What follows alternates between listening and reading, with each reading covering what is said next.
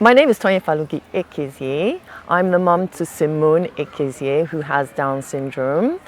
I have two children, her older brother, who is Ugo, and Sim, as we call her, so they're the dynamic duo. Well, I guess we got thrown into the Down syndrome mix a bit late. She wasn't diagnosed at birth, so while I was pregnant with her, I opted out of the tests to determine if there were any abnormalities. I actually had her in the States, and at birth there was nothing wrong, everything was gravy. She didn't show any of the markers. We passed through the UK, same thing, nobody picked it up. And it wasn't until we were in Nigeria and we had a bit of a choking incident, and then I took her in afterwards, and the doctor said that they wanted to test her for Down syndrome. And I was like, what do you mean Down syndrome? It doesn't even look like she has Down syndrome. And so short story is that she came back with a diagnosis of Down syndrome at 4.5 months. Now, I didn't even know black people got Down syndrome. Yeah, and I'm an educated person. You know, I've lived in different places in the world. I'd never seen a black person with Down syndrome. So that was kind of a mind-blowing experience. But we didn't really have time to dwell on the diagnosis, because soon after she was diagnosed with heart failure, and at 6 months she had the open heart surgery, which was in the States and went well, but it was a long road to recovery, about 3 years of recovery time. I had been blessed with 4.5 months without the diagnosis.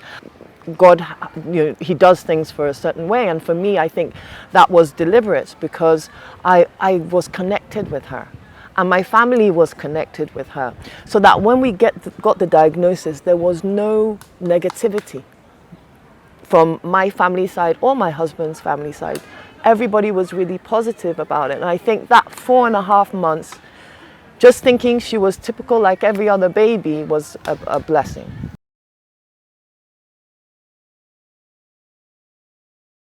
Well, I think, I have one foot in the UK and I have one foot in Nigeria, so the experience is different in both sides. I think Nigeria-wise is that we're still very much a traditional culture. So you get things like pastors coming to me and saying that I should hand my child over to them, that let them remove the Down syndrome. I run the other way, but these are the things that people are coming across.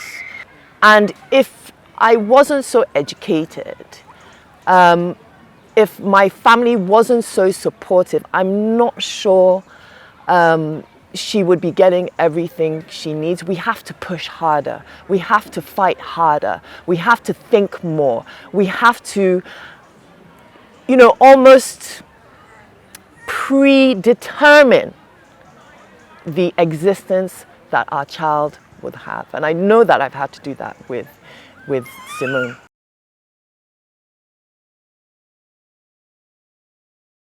Woo! My child has changed and influenced my perspective on life, not just my life, in fact.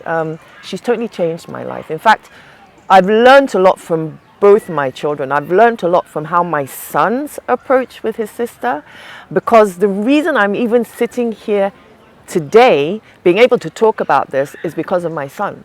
And he was asking a question about his sister, and that began this conversation of, actually, wait, I have to explain to him what his sister has.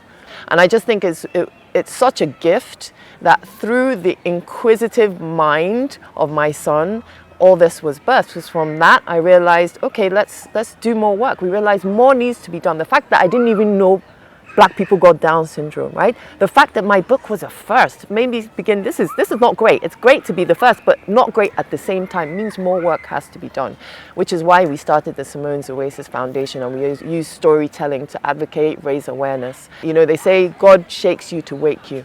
And for me, that's exactly what He's done.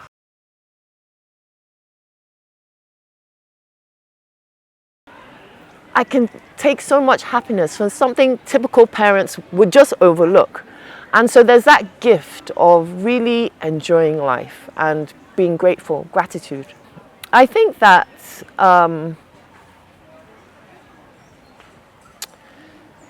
that's a difficult one.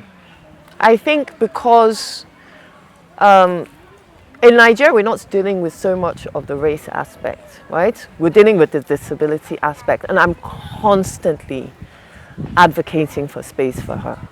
I'm constantly pushing for space for her because the immediate thing that people will do is exclusion.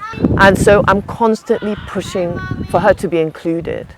And that's on that side. On the UK side, I think is that we just know that we have to be more vocal.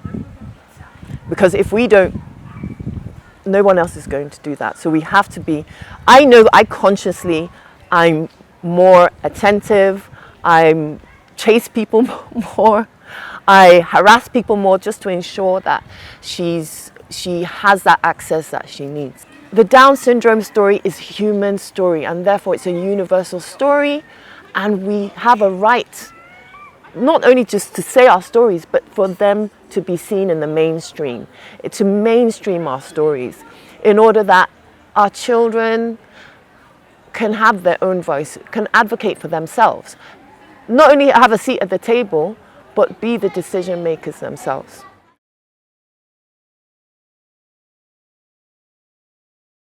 I think that the world is her oyster, man. She's already killing it. She's a signed artist.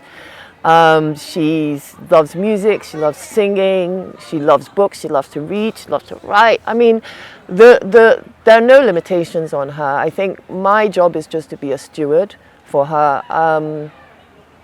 I think that hopefully she'll be able to run Simone's Oasis Foundation on her own.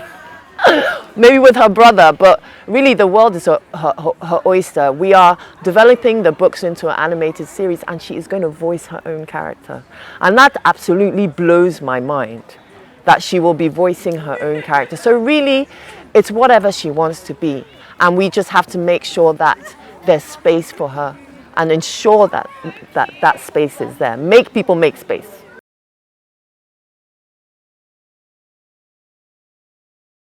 I think my message to other parents is take it one day at a time and know that you've done nothing wrong.